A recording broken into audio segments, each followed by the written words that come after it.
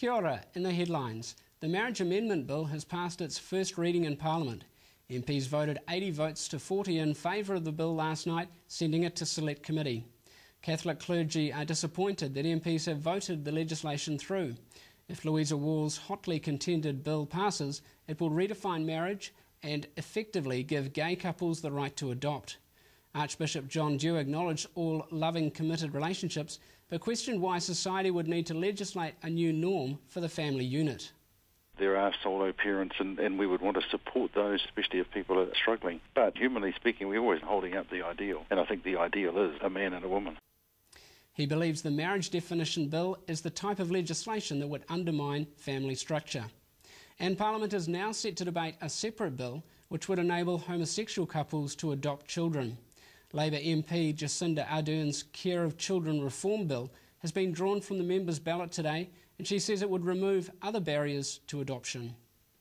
A heterosexual de facto couple can adopt, but a heterosexual civil union couple cannot. It's complex, it doesn't make sense, and it's time it's updated. She intends to champion her legislation whether or not the so-called gay marriage bill passes. Solid Energy is suspending operations at Spring Creek Mine pending a full review around underground mining safety and economic factors. The West Coast Mine employs around 240 people and 130 contractors. Grey District's Mayor Tony Cockshawn says Solid Energy's decision is hard news for the community. They're right in a limbo situation where they now have to wait over the next week at Spring Creek Mine to find out their fate. We're saying to Solid Energy, don't lose your nerve.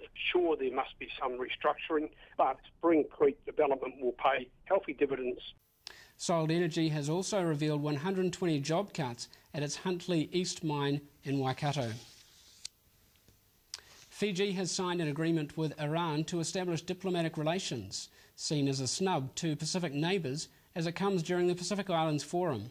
Our Foreign Minister Murray McCulley says it's unfortunate timing, but admits there's not much to be done while Fiji remains suspended from the forum. It doesn't change the fact that we should all be working to try and get our own relationship in this region back into a better space. The Australian Defence Force has taken a big hit in Afghanistan.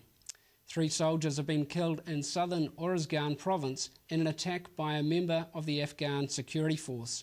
4 others were earlier wounded in a bomb blast, including a Kiwi-born soldier serving in the Australian Army who has lost both his legs. Today's deaths mean a total of 36 Australians have been killed in Afghanistan since 2002. Across to the Gulf of Mexico, Isaac has been downgraded from a hurricane to a tropical storm, but it's still hovering over New Orleans, Louisiana.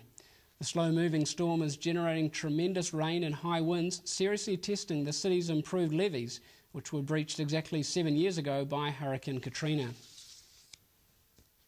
Japan and North Korea have held their first talks in 4 years in an effort to overcome decades of tension and mistrust. That's more progress than the increasingly bitter dispute between China and Japan over islands in the East China Sea. Japan's Coast Guard is trying to stop Chinese activists from landing on the islands, the site of opposing territorial claims to fishing and natural gas deposits. The London 2012 Paralympics have kicked off with a grand opening ceremony. It's the biggest Paralympics ever, involving 11 days of competition across 20 sports, more than 4,000 competitors from 164 countries. New Zealand has 24 athletes there, and first to compete was Fiona Southern in cycling's women's pursuit. And finally, today marks the 100th anniversary of the birth of a New Zealand-born war heroine, Nancy Wake. Trevor Morley organised today's memorial services for the French resistance fighter and described the bravery and elusiveness that earned her the nickname White Mouse and helped the fight against Nazi Germany. The work that Nancy and her resistance fighters did meant that German soldiers were unable to get to beaches in Normandy to fight the invading Allied forces. Ka nui ngā karere matua mai te whare kororo o rima, mauri ora.